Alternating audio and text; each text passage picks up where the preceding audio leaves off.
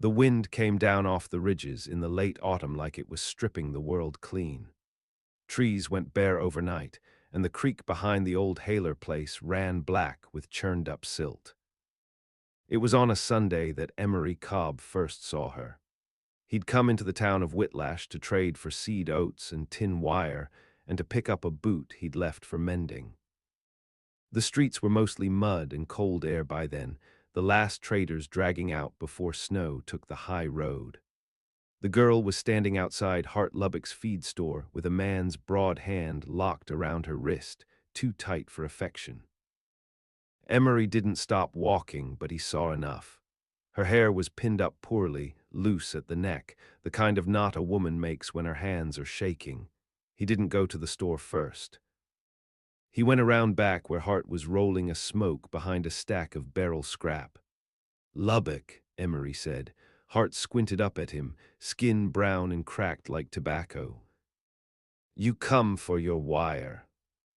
I seen a girl out front." "That so? Is she yours?" Hart snorted. "Don't have the patience. Belongs to the Hinckley clan. Old Hinckley's selling her. Says she's broke her voice box. Can't speak a lick." "She a widow?" "Supposedly." "No way to prove it. No kin but her bastard father, and he's looking to offload her like a rusted plow. Claims she was married off in Shelby, but her man died quick and left her cursed." Emery said nothing for a while. He could hear the girls breathing sharp and fast, just beyond the wood, though maybe it was just wind sneaking through the slats. "How much?" $6 and a pair of good boots." "Done." Lubbock's laugh came low and wrong. "Hell, Cobb. You gonna try and make a wife out of that?" "No," Emery said. "I'm gonna make her useful." She didn't speak on the ride back to the homestead, not once. She sat in the buckboard like driftwood, eyes fixed on the dark teeth of the sweetgrass hills in the distance. Her hands were blue from cold, but she didn't ask for the blanket under the seat. Emery offered it once. She didn't reach for it, so he left it there. When they crossed into his land, snow started to fall like ashes. He gave her the barn loft to sleep in, not the house. There was a stove inside and a cot and his mother's old quilt. He put a basin up there too, and a flask of corn spirits. She didn't look at him when he explained these things, but she nodded, just once. "What's your name?" he asked. She didn't answer. "You got one."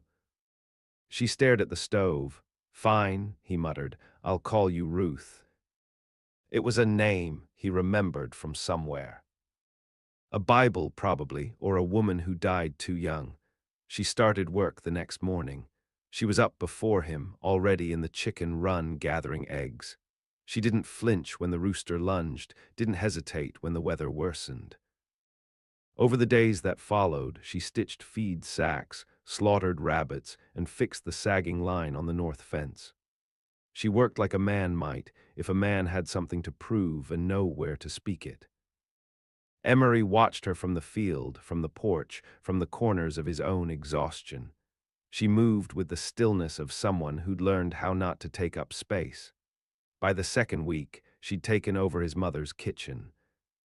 Bread in the oven by dawn, lard soap made and drying on the sill. She never wrote him notes, never pointed, just silence heavy as iron. In town, they started whispering. Cobb bought himself a dumb whore, someone said outside the mercantile. Others weren't so cruel, just baffled. He was near 40, still had both eyes, no criminal record, a decent plot of land with deep wells and clean hay. Why waste time on a mute stray? He ignored them. He always had. His hands were for tilling, not for talk, but Ruth, if that was her name, was more than silence. He began to see it in small ways. The way she watched him split wood, eyes narrowed like she was studying his rhythm. The way she ran her hands along the old barn door hinge, feeling the tension in the rust. The way she turned her face to the wind, not to shrink from it, but to measure its direction. She wasn't dumb, that much was clear. One evening she was bringing in feed when a coyote came up too close to the fence. She didn't scream, she didn't call out, but she went for the hatchet like it was part of her, and she stood between the fence and the sheepdog like a blade waiting to fall. The coyote ran, and Emery, who had seen brave men and cowards both, who'd fought in a skirmish once south of Billings and watched a boy bleed out calling for a mother who wasn't coming, felt something old and strange shift in his chest. That night he sat at the table and poured 2 tin cups of corn liquor. He set one near her plate. "You got a past," he said. She didn't move. "I don't need to know it." "Still nothing. But if there's something you ever want to tell me, you can." She looked at the liquor, then at him. Slowly, a flicker in her eye like something stirred. He nodded once, then left her alone. In the barn, the wind pressed like hands against the boards, and something in the silence no longer felt still. It felt like waiting. The snow deepened fast that year, laying a heavy, muting blanket over the land. Coyotes grew hungrier. The sky stayed gray. Ruth never left the homestead, not once, even when Emery offered to take her to town for supplies or news. She shook her head and stayed, always stayed. She'd taken to watching the tree line at night, not in fear. In readiness, like something had once come from there and might again. Emery noticed she never turned her back to the door. When they ate supper, she sat facing it. When she mended harnesses near the hearth, her eyes flicked to the window if the wind hit wrong. Her silence wasn't the quiet of peace. It was the silence of someone who knew the price of sound. She didn't flinch from work, but she didn't sleep right. More than once, he woke in the barn's lower level to the creak of her weight pacing overhead.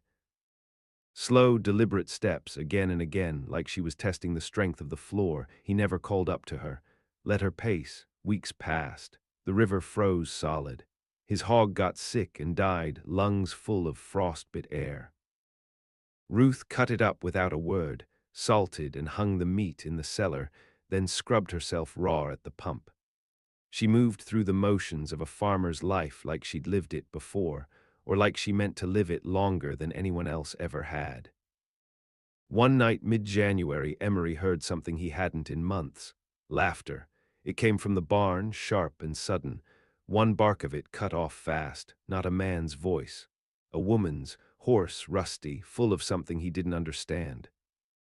He left the cabin and went out, rifle in hand, thinking maybe someone had gotten in. Tramps sometimes wandered through in winter, desperate men. He opened the barn door slow. Ruth was kneeling near the colt, hand on its chest, her back turned. The colt had gotten loose of the halter, rolled itself into the hay, legs flailing like a drunk. She was laughing at it, quietly now, just a low, ragged sound like it was being pulled from her lungs against her will. When she noticed Emery, she stopped, went stone still. He didn't say anything, just stood there and watched her. In the lamplight, she looked smaller than usual, not frail, but curled in on herself. She kept her hand on the colt, stroking it with slow, firm strokes like calming a child. "You can laugh," he said after a while. She looked at him, didn't blink. "You ever gonna talk?" She opened her mouth then, not wide. Just parted her lips like she meant to speak. Nothing came, but her throat moved like she'd swallowed something sharp. The colt neighed, breaking the moment. Ruth stood up fast, brushing hay off her dress. She walked past him and out into the cold, bare arms, no coat. He found her later behind the shed, half in the snowdrift, arms wrapped around herself, not shivering, just waiting for the wind to swallow her. He didn't ask why. He brought a blanket, didn't touch her, just laid it over her shoulders and turned back. She didn't follow. Come spring, the thaw revealed things better left buried, bones of animals, a rusted knife near the fence line. A leather pouch tucked under the hay barrel that didn't belong to Emery. Inside, a broken hair comb, a child's button, and a locket with no picture. She found him holding it one evening. He hadn't meant to confront her, just wanted to know if it was hers. When she saw the locket, she went rigid. "Yours." No answer, he set it on the table. "I won't ask again." That night, she didn't sleep in the loft. He found her in the lambing shed, curled against the wall with her dress torn at the seam like she'd run from something inside her own ribs. Her hands were covered in dried blood. One of the ewes had birthed twins, and only one lived. He tried to take her arm to pull her up. She slapped his hand away. Then something wild passed through her, and she stood without help. She stared at him for a long time, then did something she hadn't before. She reached for his hand and pressed it to her own throat. It was dry and soft as old cloth, but under it he felt it was a scar. A jagged rope of tissue across the base of her neck, deep and cruel. She held his hand there a moment longer, then let go and stepped back. Emery didn't ask who'd done it. He'd seen enough men in the war who'd come back with rope marks and hollow eyes. He'd seen women branded with worse. But he realized something then. Ruth could speak, or she had been able to. That much was clear. And someone had taken it from her. Weeks passed. They worked side by side. She still didn't speak, but something in her changed. She whistled now, tuneless and low. She began drawing lines in the dirt with a stick as she waited for bread to rise. Symbols he didn't recognize, circles and lines and half-formed words. He never asked what they meant. One evening, mid-April, a rider came up the road. Emery saw the dust trail long before the horse. A man, rough coat, wide-brim hat, limp in one leg. He rode like a man who'd been looking for something and didn't like what he'd found. Emery stepped out with the shotgun. Ruth was in the barn. He heard her stop moving the second the hooves hit gravel. "Help you," Emery called. "Maybe," the man said. "Looking for a girl, mute, about so tall. Ran off from her people." "What people's that?" "Her kin," the man said, smiling without warmth. "Don't matter who I am, just want what's owed." "She owe you." "Not me, her pa paid me to find her. Said she was unwell, prone to wander. Dangerous even, might have slit a man's throat out in Shelby. Hard to know, she can't tell us." Ruth stepped out of the barn then, not sneaking, just calm, barefoot in the dust, sleeves rolled. Emery looked at her. Her face had changed. It wasn't fear, it was rage. She walked toward the man without blinking. He watched her come like she was a ghost. "She yours?" he asked Emery. "No," Emery said, "she ain't." The man chuckled. "Well, she will be, one way or another." Ruth raised one hand then, just held it up, palm out, and finally she spoke. Her voice was low, broken at the edges, full of gravel and rust, but it came. "I ain't going back." The man looked stunned. "You can talk." "I can kill," she said, and the way she said it, there was no doubt. The man didn't dismount, didn't move at all for a breath, like her voice had knocked the bones out of his body. Then his eyes sharpened. "That's a threat." "No," Ruth rasped, "it's history." She turned and walked back to the barn, her hands empty, her shoulders squared. The man watched her go, then spat in the dirt. "She's got a bounty," he said, quieter now. "Don't matter what you think she is to you. She's marked." "I don't give a damn about bounty," Emery said, "and I don't see your badge." The rider's mouth twitched. "I'll be back with paper and more men." "She's got things to answer for." "She already has," Emery replied. The man rode off slow, not retreating but calculating. By dusk, Ruth had moved all her belongings into the cellar. Not to hide, there wasn't fear in her eyes anymore, but to position herself. She pulled up floorboards to lay iron tools. She greased the hinges on the storm door. She oiled Emery's spare rifle. She didn't ask permission. And he didn't offer protest. She sat at the table with him after dark, didn't eat, just watched the fire flicker in the stove, face hollowed by it. Emery said nothing. After a long silence, Ruth spoke again. Her voice was stronger than before, but still stitched through with damage. "They sold me first in Shelby, after my husband was hanged." She didn't look at him as she said it. He wasn't guilty, but he was from Arkansas and had black in his blood. They claimed he stole a horse, hung him on a post while I watched. I screamed. That was my first mistake. Her fingers gripped the edge of the table. They beat me for that, took me into a back room, tried to cure the noise. One of them slit me here, she pointed to the rope scar across her throat. Didn't kill me, but it stopped the screaming. Emery didn't interrupt. My father found me in the street, took me home, then sold me again. Told folks I was cursed, made them believe I brought ruin to every man I touched.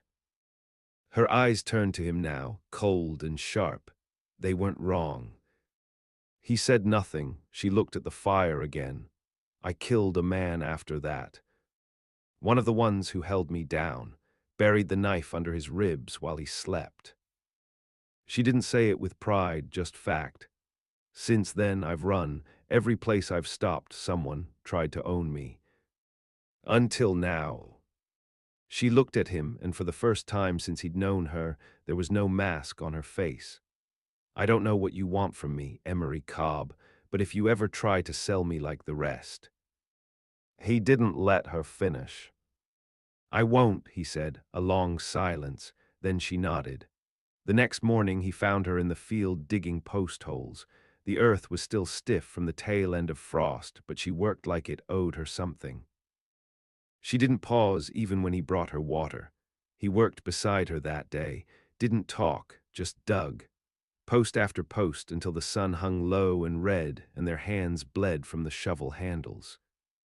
When they finally stopped, he asked, "You ever plan to leave?"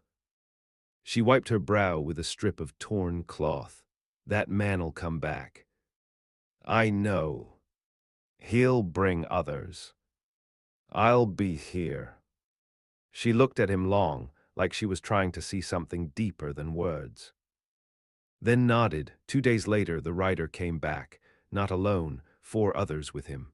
One wore a U.S. deputy's badge that looked new enough to still smell of polish. They came up the road just past noon, sunlight catching on their rifles. Ruth didn't run. She stood on the porch, shotgun over her shoulder, and waited. Emery was by the barn, hoe in hand, face unreadable. The men dismounted slow. The one with the badge stepped forward. Miss Ruth Hinckley, by the authority of the county of Teton and the township of Shelby, you are under arrest for the murder of Roy Eckhart. Ruth didn't flinch. You got proof? Emery asked. The deputy held out a folded piece of paper. Emery didn't take it. He raped her, he said instead. Weren't no trial, the man muttered. There wouldn't be, Emery said, not for the likes of her or me. The deputy's face twisted. You obstructin' justice, Cobb. I'm protecting my land. You step foot past the fence, I can take it as threat. You harboring a fugitive. I'm sheltering a widow. She's got more right to that shotgun than you got to that badge. The men hesitated. One spat into the dirt. Another shifted his hand toward his holster. Ruth didn't move. Her silence was louder than thunder. I ain't going, she said finally, voice breaking a little. You'll have to drag me. And I'll take one of you down before I drop. The men glanced at each other. Something in her voice unnerved them. Not the words, but the way she didn't plead, didn't tremble, like she'd already buried worse. Let's go, the deputy finally muttered. Ain't worth the fight today. They turned, rode off slow but not in defeat.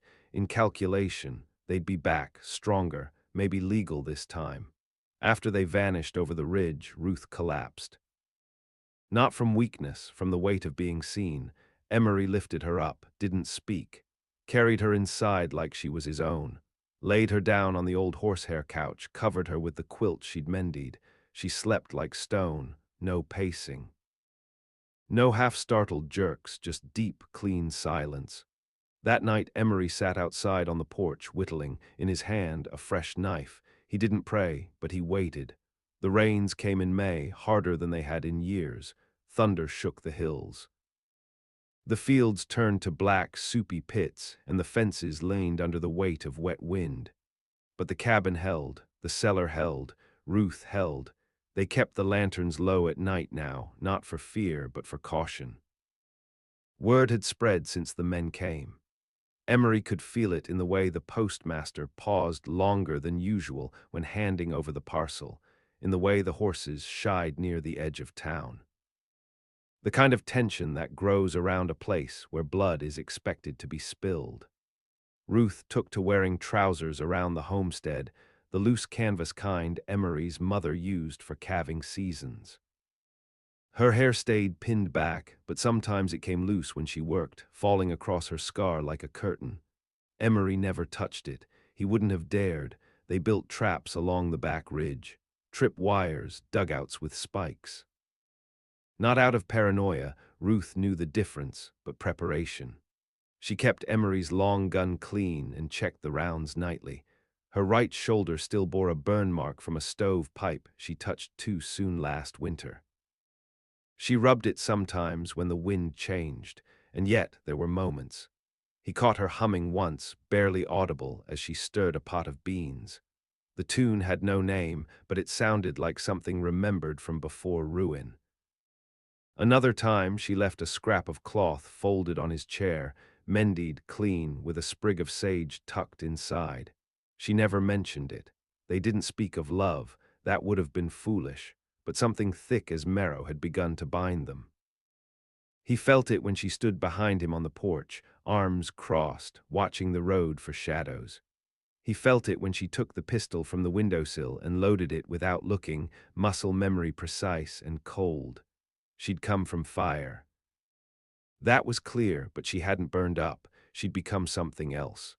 Then came the letter, delivered by a rider with a limp and a mouth full of lies. The man didn't even dismount. Just tossed the sealed envelope into the mud outside the gate and rode on. Ruth didn't open it. Emery did. Inside, a warrant, but not from Shelby, federal ink, territory seal. They'd gone higher now. The name listed was Ruth Hinckley. It was Ruth Cobb. She saw the name and didn't blink. Emery waited.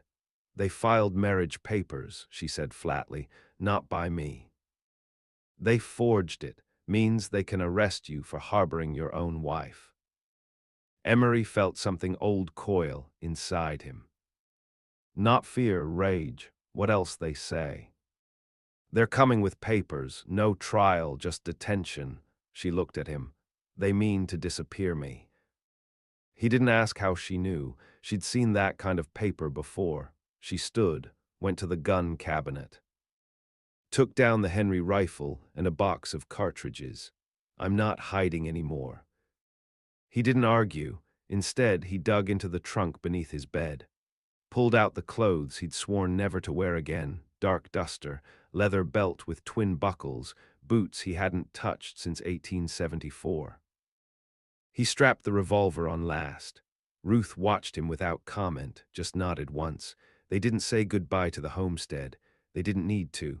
By dawn, they were headed north through the gorge trails, up toward the old mining country where no law reached.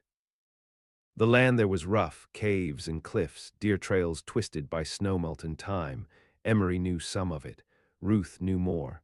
She led them to a half-collapsed shack built into the side of a ridge. The roof was gone, but the root cellar was intact.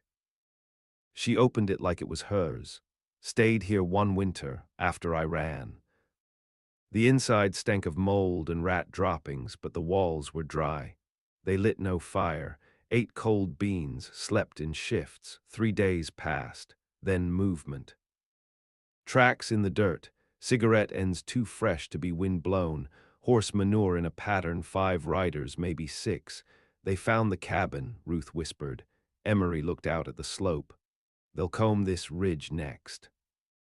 She nodded, then unwrapped a cloth from her satchel. Inside, the locket, the one he'd found in the barn months ago. She opened it this time. Inside was a scrap of a drawing, not a photograph, a boy's face, messy charcoal lines, wide eyes. My brother, she said. Emery said nothing. They took him first. That's why I stayed silent after. I thought if I shut up long enough, someone might listen, but silence didn't save him, and it won't save me." She closed the locket, tucked it in her shirt, and stood. "I'll lead them into the gorge." "No," Emery said, "we take them together. I won't let you die for me. I won't let you die at all." They didn't argue further. When the riders came at dusk, creeping through the birches like ghosts, Ruth was already waiting behind the outcrop. Emery took the high position behind the shale wall. They didn't speak, didn't look at each other, just moved like clock hands set to one purpose. The first man stepped into the clearing and took a bullet to the chest, dropped like a sack. The others scattered. Gunfire lit the gorge. Ruth moved fast, sliding between shadows, her shotgun barking fire. Emery covered her, dropping one, then another. A fourth tried to flank but tripped Ruth's snare line and got a stake through the thigh. It was over in 7 minutes. Blood soaked the moss. A rifle still smoldered in a man's dead hand. Birds screamed overhead, then fell silent again. Ruth stood over the last man, the deputy who'd forged the papers. He was gasping, a hole through his side. "You don't know who she is," he wheezed. "She's mine," Emery said. The man tried to spit, failed. Ruth looked down at him, then knelt. "Tell them," she said. "If they send more, they'll end the same." The man whimpered. She put her boot on his wrist. "Tell them." Then she stood and walked away. They left him alive, not as mercy, but as warning. At the top of the gorge, Ruth looked back once. Her voice was steadier now, rough but sure. "I want to build something," she said. Emery didn't ask what. He just followed. They settled near the Bitterroots by early summer, where the land curved like a sleeping woman and the pines stood black against the sky. Emery found an old trapper, cabin 3 miles west of the logging road, roof half caved but walls still strong. Ruth said it would do, so they made it do. No one asked their names out here. They bartered at the edge of ghost towns, took what they needed, and returned to the forest like shadows slipping back into brush. Emery hunted elk. Ruth learned to tan hide. They fished with snares and boiled pine needles for tea. They slept close but not always together. Some nights she stayed on the porch with her shotgun, waiting for dreams that didn't come. The silence between them had changed. It no longer held weight, it made space. Ruth carved now. Bits of wood turned smooth in her hands, figures of dogs, birds, sometimes a crooked man with a wide-brimmed hat and no face. She never explained them. She didn't need to. They spoke more, not much, but enough. One morning, while gutting trout, she said, "They'll send someone better next time." Emery nodded. "Then we'll be better." She tilted her head. "You willing to die for that?" "No," he said. "I'm willing to kill for it." She looked at him for a long time, then handed him the cleaned fish. The next stranger came in August, not on horseback, on foot, a woman. She was lean, with a burn scar across her jaw and a rifle she didn't try to hide. Walked right into the clearing like she owned the sky. Ruth saw her first and didn't draw. They stared at each other like sisters raised in different hells. The woman didn't blink. "You Ruth."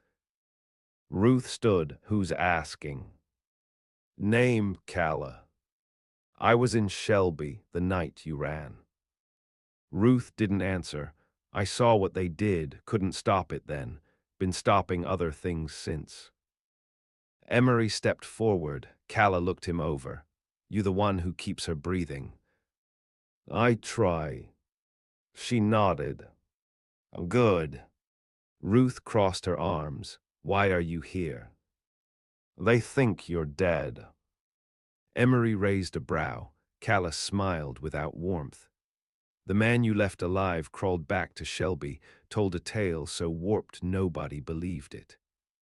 Said you cursed the whole unit.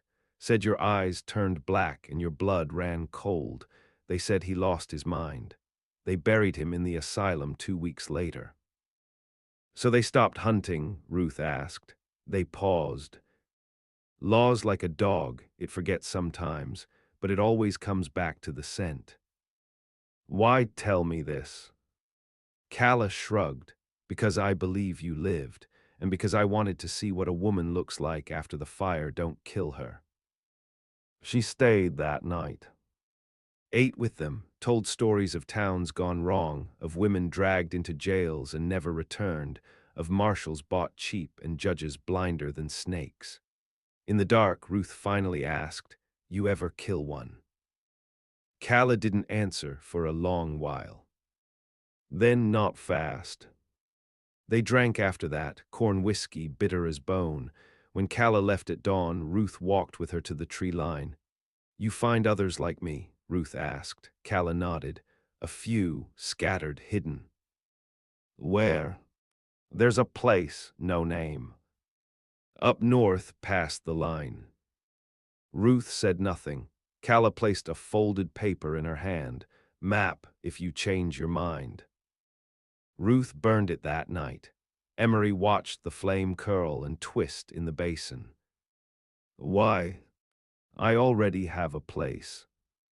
That winter, snow came late, but when it came hard. The roof had to be reinforced with hewn beams from the ridge. Emery nearly lost 2 fingers to frostbite fixing the trap line. Ruth sewed a new pair of mitts from elk hide and lined them with rabbit fur. They survived. More than that, they endured, but the quiet changed in her again. She would sit longer by the fire, carving slower. She wrote sometimes now, in a small, tattered journal she kept in a tin box buried under the floorboards. Emery never read it. One night he found her standing barefoot in the snow. She didn't look cold, just listening. "What is it?" he asked. She hesitated. "I had a son." He didn't speak. Long before Shelby, before my husband, before it all. She turned to him. Her eyes had lost none of their steel, but there was grief there too. "They took him from me, told me he died at birth." "But he didn't." Emery waited. "I found out 2 years ago. He was taken, sold off, like I was." "Where?" "South Missouri border." "You want to find him." She nodded once. "I will," she said, "but not yet." He stepped closer. She didn't flinch. "We'll go when you're ready." They said nothing else. Later, as he slept, she stood over him and watched the rise and fall of his chest. She held the journal in one hand, her carving knife in the other. Then she turned and went outside to sit under the stars. For the first time in years, she began to sing. It wasn't a lullaby, it was a hymn for war. Spring found them again. Not kindly, not like a season returning with forgiveness, but the way a wound begins to itch before it heals. Trees budded late. The river swelled and shrank, unsure if it would break its banks or keep its secrets. Ruth rose early now, always before the sun. She moved through the trees like part of them, checking snare lines, scanning ridgelines. The map Calla had given her was long turned to ash, but the direction had burned into her mind. One morning she came in with a notice clenched in her fist. She'd found it pinned to a fence post an hour's ride south, nailed up clean and crooked. It bore her name, the old one, Ruth Hinckley, wanted for murder, escaped fugitive. "Dangerous, do not approach." The ink was fresh. Emery read it once, folded it in half, and threw it into the fire. "We knew they'd come again," he said. She nodded. "It's time." "Missouri." She looked at him. "No," she said. "I go alone." He didn't answer, just picked up the whetstone and started sharpening her knife. They left the cabin at dusk, rode down into the lowlands where the fog clung like a second skin. Ruth rode Emery's mare, he insisted. She carried the shotgun, the Henry, the blade. At the fork near Jackson's Rock, they stopped. He handed her a small parcel wrapped in cloth. Inside, the locket, a flask, a tin badge he'd taken from one of the men she'd shot last summer. "Reminders," he said. She nodded, eyes wet but hard. "I don't know what I'll find," she said, "or if he's even alive." He's yours, Emery said, even if the world said otherwise. She held his gaze. I'll come back. He shook his head. You don't have to. But she rode with that promise lodged in her ribs. The journey south carved time out of her, nights under stranger stars, days of watching for lawmen or bounty hunters in towns that smelled of ash and rot. She stayed silent when needed, spoke only when it served her, like words were a blade best unsheathed with care. In St. Joseph, she found a woman who knew the boy. There was a lad, yes, the woman said, strong voice, mean streak. Got taken by a preacher and his wife out of Tennessee. She hesitated. Didn't stay long, ran off, joined a river gang down by the Yazoo. Ruth found a trail of him that way, whispers, tavern talk, half-true stories. A boy with black eyes and a scar across his left cheek, clever with knives, called himself Jude. She followed the stories like they were breath. In Vicksburg, a man tried to take her in for the bounty. She slit his throat behind the bathhouse and walked out with his pistol tucked behind her belt. She didn't slow. Jude was 20 when she found him, older than she remembered him being, though she'd never truly seen him grown. He was at a card table outside a brothel, laughing like he meant it, hands quick, movements careful. She watched him from across the street. He didn't see her. Not yet. Later, when she slipped into the alley behind the saloon and waited, he came out whistling. She stepped from the shadow. He drew on instinct, blade out, then stopped. His eyes scanned her. Slow, searching. You lost? He asked, wary. No, she said. Her voice cracked. You are. He stared harder. Something flickered in him. Recognition, but not belief. Who the hell are you? She stepped closer, took the locket from her shirt and opened it. I'm the one they told you was dead. His breath caught. And for a moment he was no longer a blade boy on the edge of crime. He was a child who'd been stolen. He didn't embrace her. She didn't ask him to. But he sat with her that night, and they talked until the oil lamp burned low. She told him about snow, about silence, about Emery. He told her about riverboats, about knives in the dark, about never knowing who he belonged to. You do now, she said. And when she left Vicksburg 2 days later, he rode with her. Back north, over land gone sour with dust and blood. They took no straight path, too many eyes, too many memories, but they reached the bitter roots before the first frost. The cabin still stood. Emery was on the porch, carving. He looked up, saw the boy, said nothing, just opened the door. That night Ruth lit the fire and sat between them. She spoke of the past not as sorrow, but as scripture. Jude listened. Emery whittled. The world outside held its breath. And when the wind came down off the ridge, it didn't feel like a threat. It felt like a warning to anyone who'd come again. They'd carved something out of this brutal world, not safety. Not peace, but home, and no one would take it from them again.